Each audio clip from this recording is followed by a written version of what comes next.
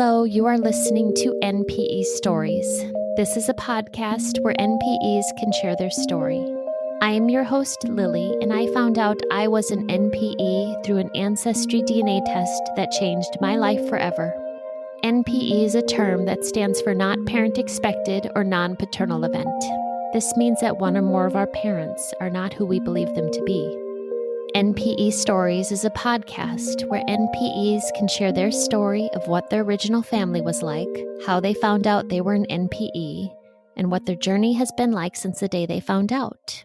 Welcome to episode 91.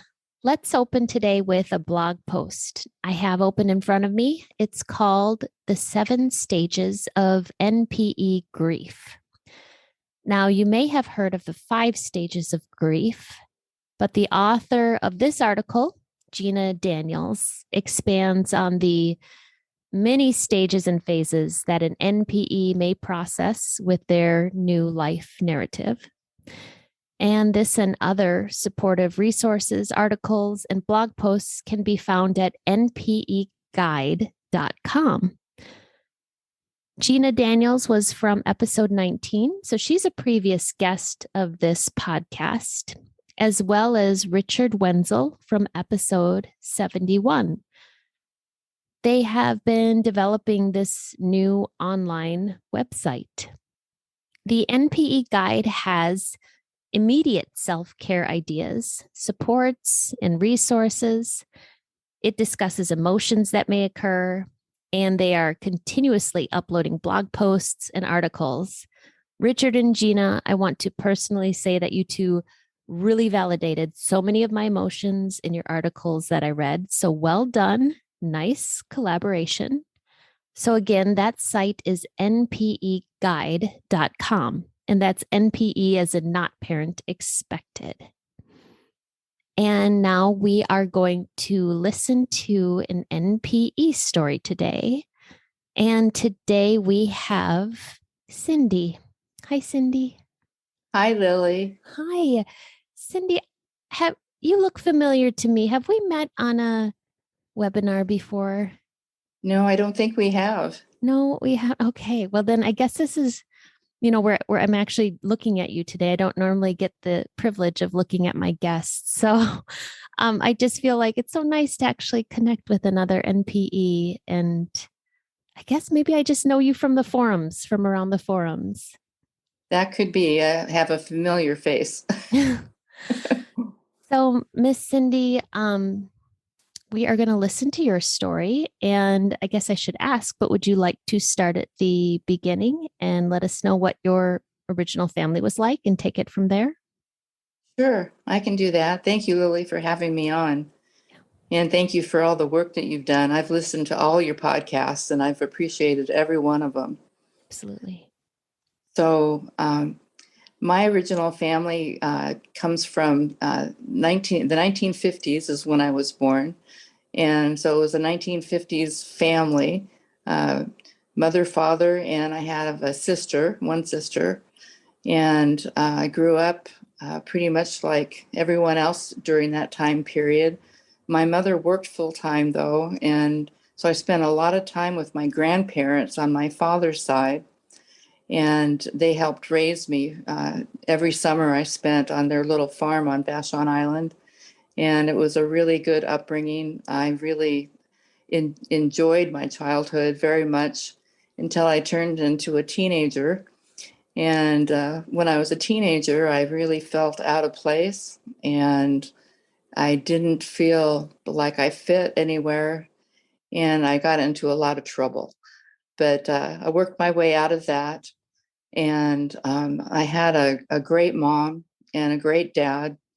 And my sister and I were 5 years apart. We've never really gotten along well. We don't look anything alike. We don't act anything alike. And we're kind of like oil and water. And so we don't have much of a relationship. And we didn't growing up, and we still don't. Both my mother and father have passed on, and my sister is still with us. Back in about 5 years ago, I decided that I would buy a DNA test kit for the reason of my first husband, he was adopted, and I had 2 children by him. And he's been gone now for quite a few years, but my daughters always wondered where their dad was from. So I thought I had this great idea to buy 3 DNA kits, one for each of my daughters and one for myself. And whatever came up ethnicity wise that wasn't mine, that they could see that was their father's ethnicity. Mm-hmm. And I thought that would be really great. They could see where they were from, both on my side and his side. And so that's why I got the DNA kits back about 5 years ago. And in doing so, I got so excited about genealogy, I thought I would go ahead and get another DNA kit and test my father's brother, who is still alive. And because Ancestry says to go ahead and test, especially your elders, while they're still with us. So I thought I would do that.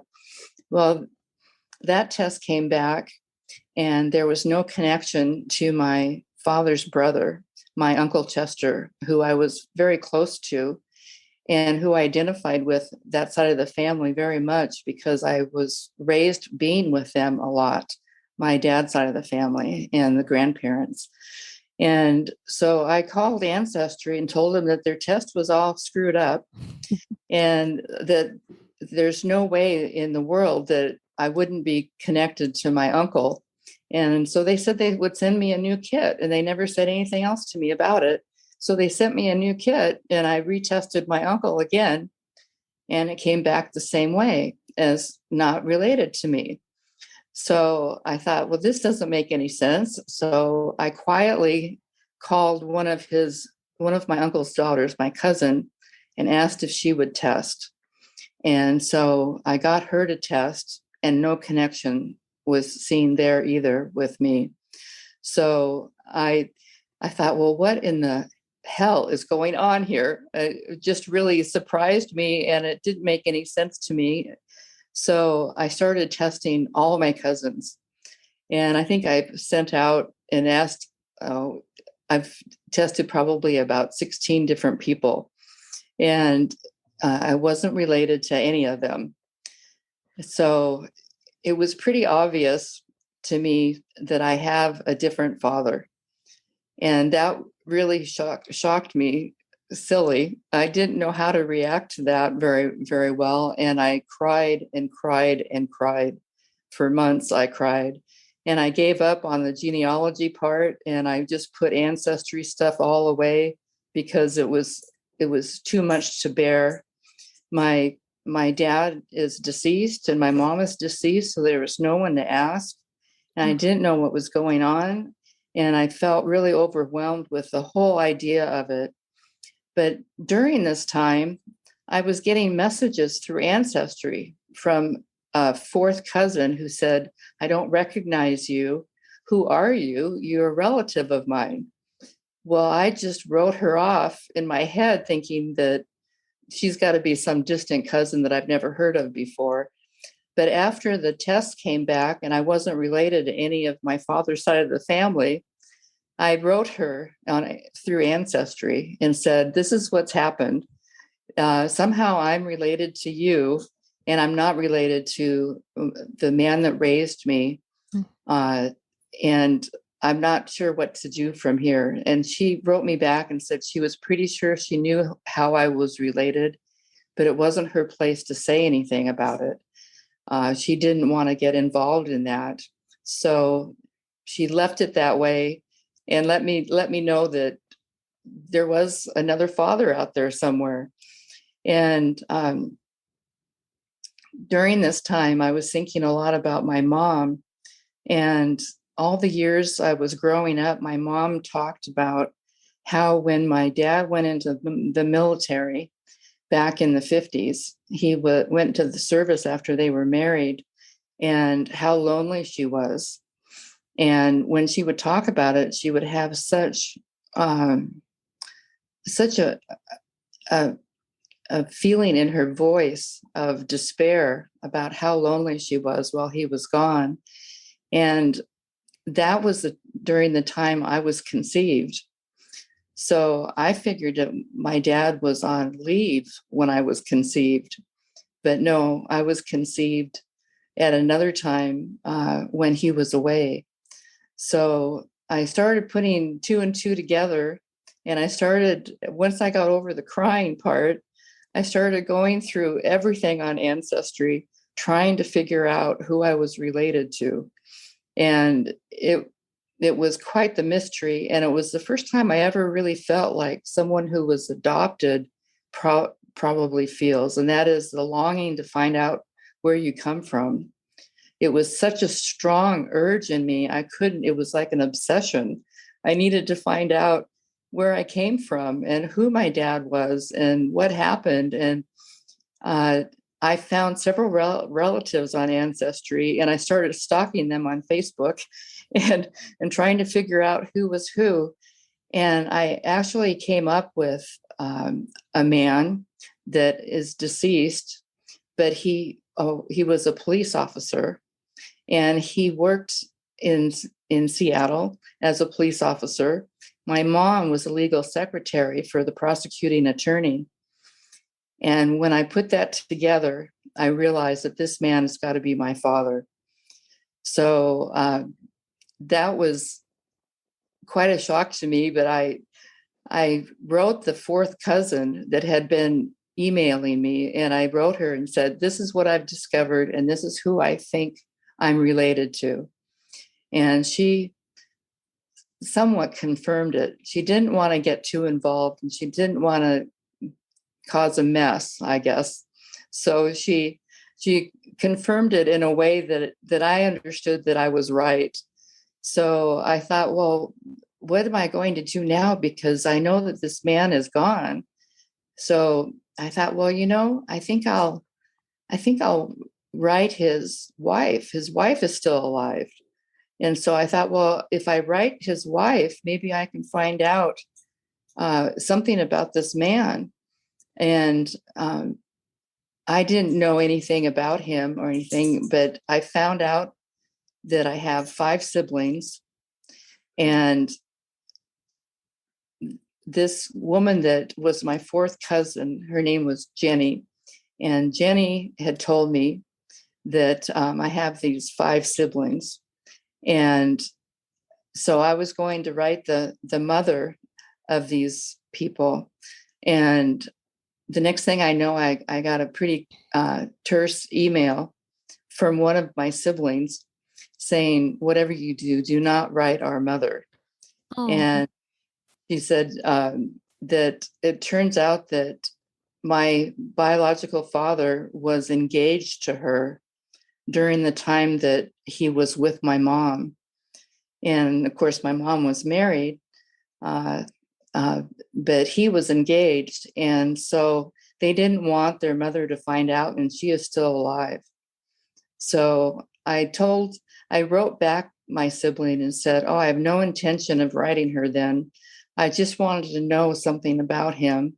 And could you fill me in then on what this man was like and who he was, and anything you can tell me about him? So we agreed to meet, and I ended up having lunch with 2 of my sisters, my new half sisters, and that was 3 years ago. And it was a good meeting, and I thought it went well. But since then, they have pretty much kind of blocked me and don't want much to do with me. And that really, well, that was hard because I kept emailing the one of them, and she basically said, don't email me anymore. So I hadn't heard from any of the other siblings, and I didn't know if they knew about me. So about a year ago, I just was tired of waiting. The sibling that had emailed me told me that once their mother was gone, they would accept me with open arms. And they didn't want to take a chance of their mother finding out about me. And so it felt awful waiting for someone to die. Mm-hmm. And I didn't like that idea, but that's basically what it came down to.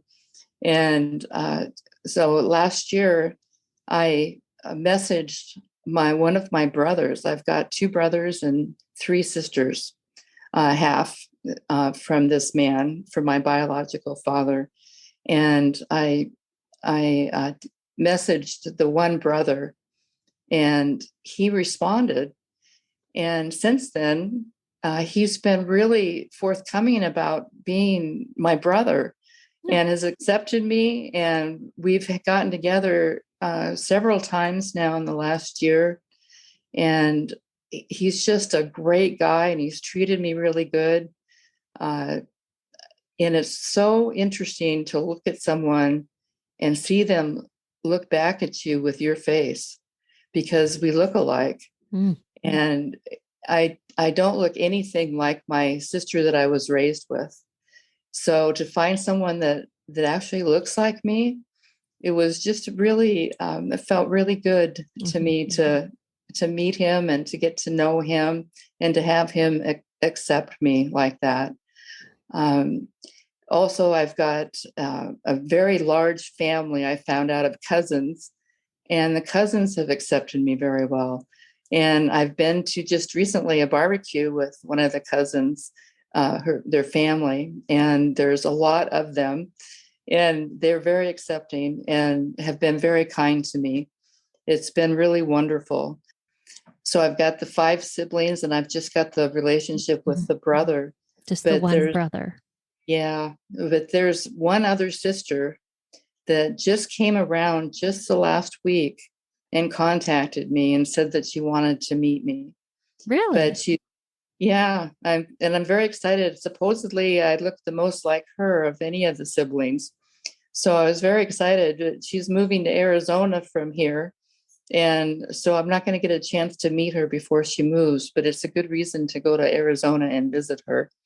So I'd really like to get to know her a little bit.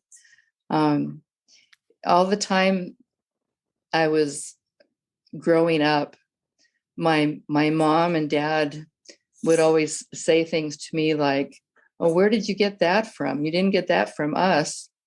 And that would be uh, like I'm a repair person, and so that's what I do for a living.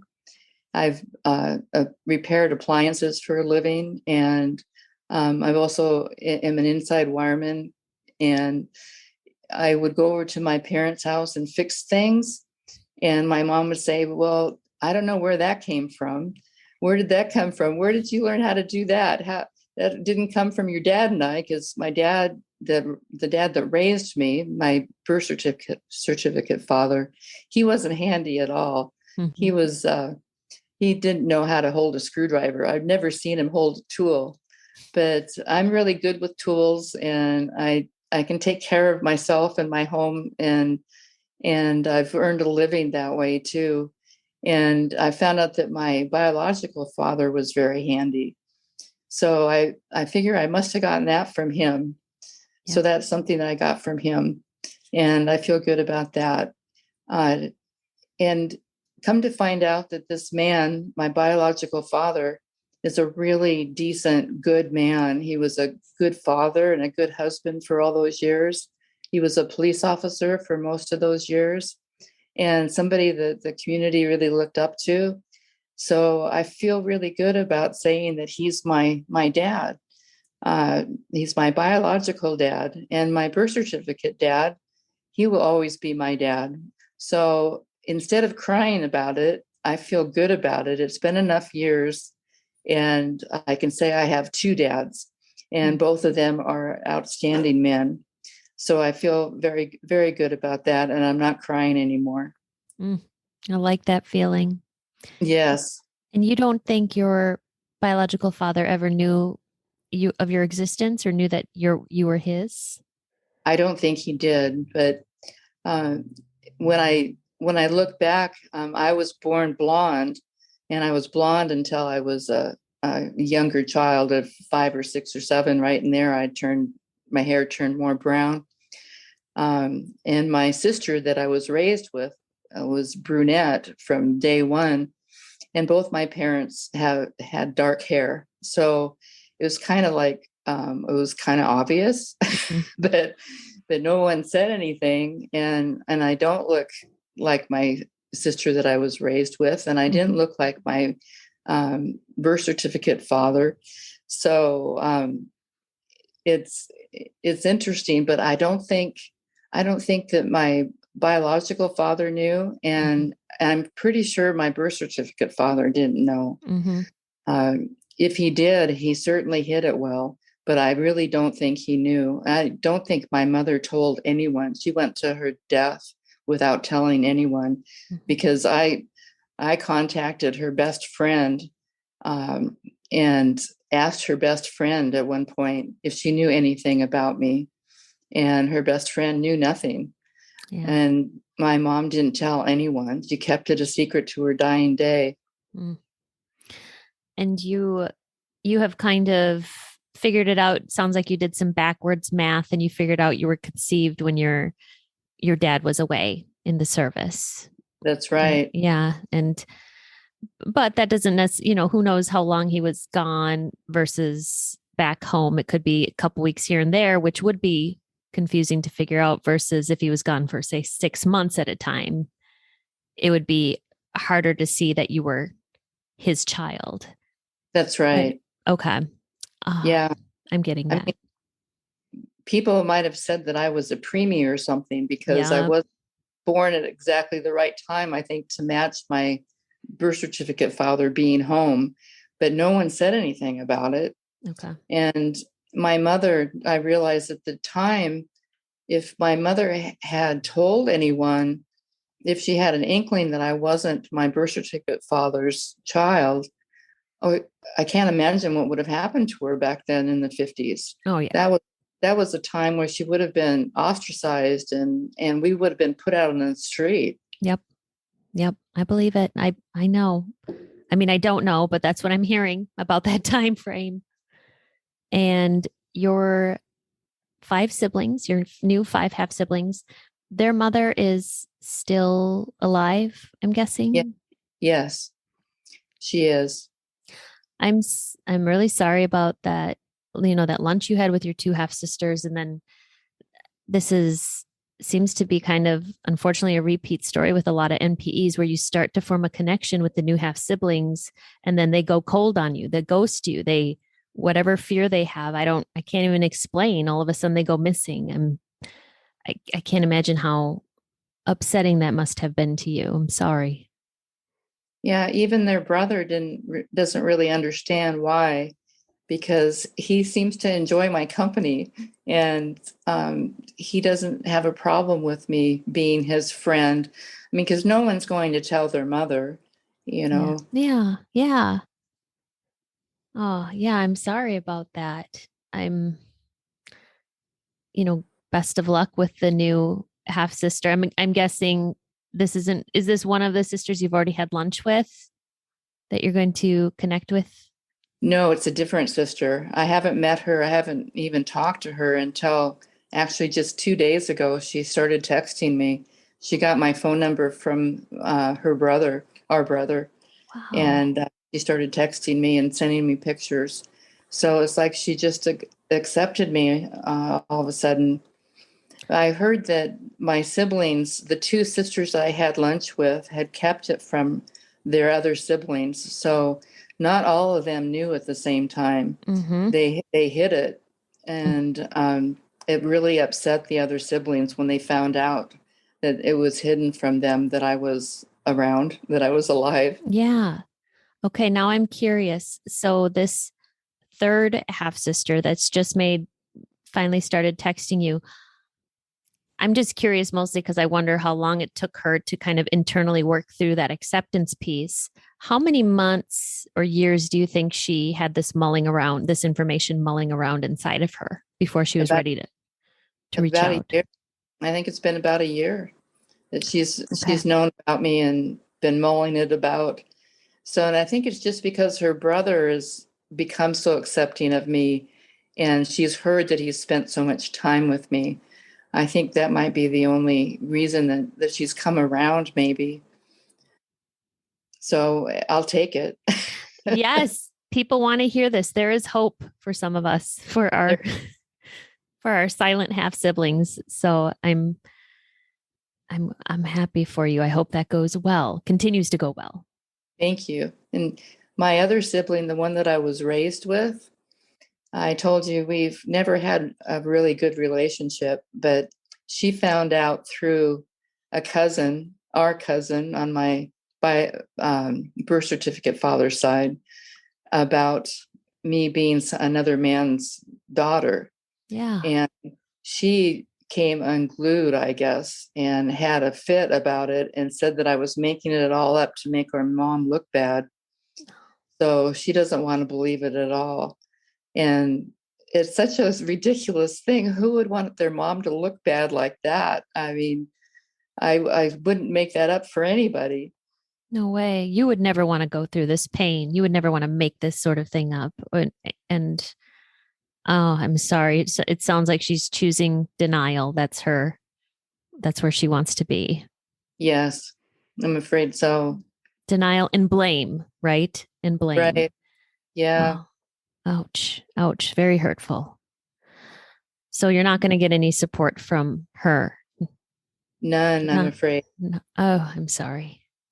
But the rest of my family, the ones that I thought I was related to, but I am no longer, they've been really wonderful to me and accepting of me being a different man's daughter. They said family is family, and I'm still family. So that makes me feel really good because they mean a lot to me, and they were such a part of my life growing up. I can't imagine losing them. So they don't seem to think twice about me being someone else's. Oh, oh, that's got to feel good. Yeah, it feels really good. I just think it's so amazing that your fourth cousin messaged you on, was that Ancestry or 23andMe? Ancestry.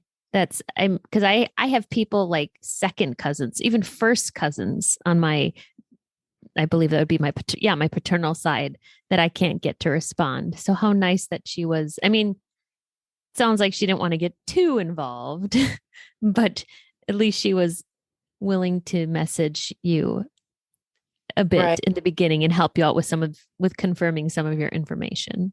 That's right. Yeah, it meant a lot to me. And since then, I've met her for lunch once so I could meet her because I wanted to thank her for her help Yeah. because it meant a lot to me to help.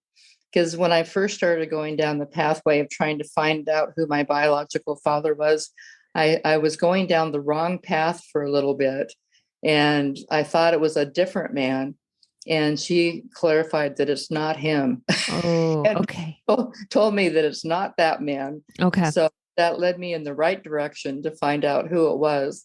Once I realized that this man, my biological father, was a police officer, and knowing where my mother worked, it made perfect sense because police officers always have to go into the prosecuting attorney's offices for different things. So that's how Oh, they had to have met. that's where the probably the connection between your mom and biological father was. That's right. Yeah. Yeah. Yep. And I used to believe that it's a love story and that they were uh, infatuated with each other, if nothing else, and that I was conceived in love. I don't have anyone to tell me any different. And that's my choice to believe that. I don't want to believe anything else except for that. And that makes me feel good. Yeah. Yeah, really. It does. I like that story. And you said you found out like 5 years ago. I'm talking to you. You're lovely. Uh, you feel you have like a really kind of a positive vibe to you. But you did at the beginning talk about, being devastated when you had to figure this out on your own. At what point do you think you started to feel better? What made you feel better through all of this process? I don't think I've really felt better until I found out who he was because I didn't know what had happened to my mom. I didn't know the circumstances and it just I felt lost. I felt really lost. And so it took me probably 6 months to a year to really find out, to figure it all out. And that was, like I said, I took a few months off from Ancestry and any genealogy because I didn't want to have anything to do with it for a while. When I got back to it, I was determined, and I just had a determined point of view. And once I was able to figure it out,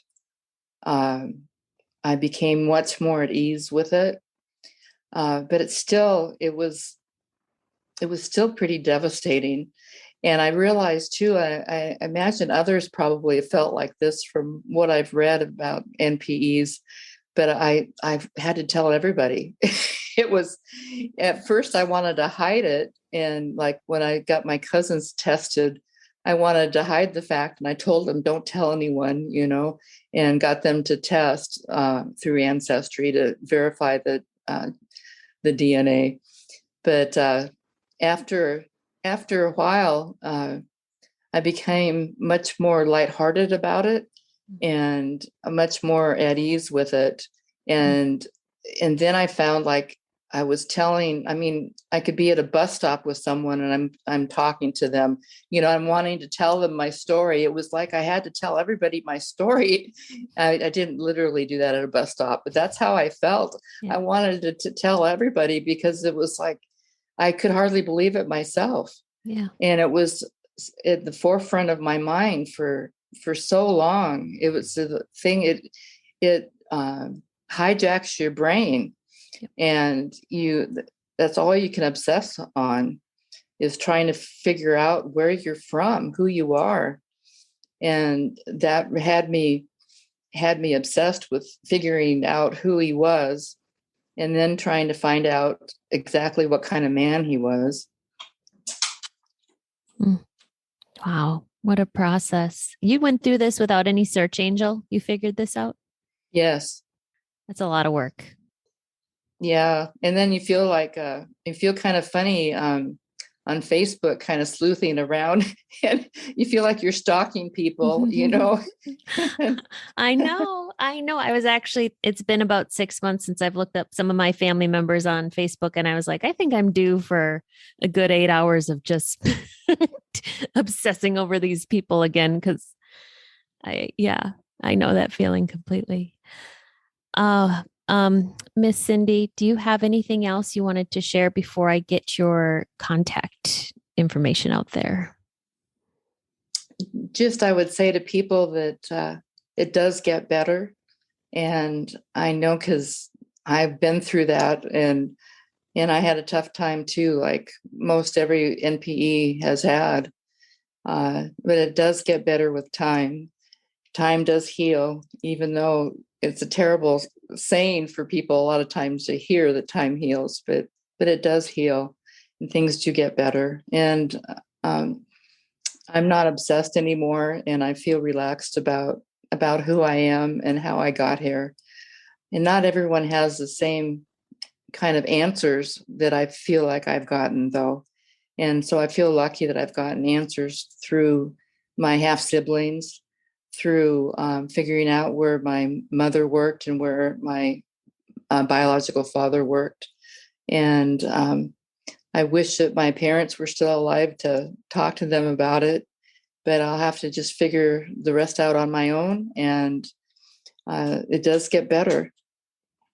Yeah, it does. Yes, time does heal. It's important to keep saying for people that are listening that only found this out a week ago. Oh, really hard.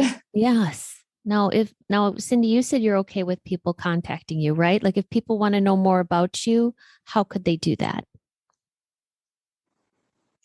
They could write me at my email address. Yeah. Will you remind me what that is? I'll put it in the show notes too. Okay, it's just cindysue@gmail.com. Just cindysue@gmail.com. Great. I will. And I'd be glad to talk to anybody about it, about what we've been through and what a lot of people are still going through. Thank you so much for being willing to do that. That means a lot. Some people really kind of need hand holding and mentors, especially in the beginning. And thank you for sharing your story with us today. Thank you, Lily. Thank you very much. These stories are here for us to identify with. If you are an NPE and would like to share your story, email npestories@gmail.com. You do not have to give any identifying information. If you are an NPE and would like to share your story, I'd like to hear from you. Subscribe to this podcast to hear more. Come, heal with us.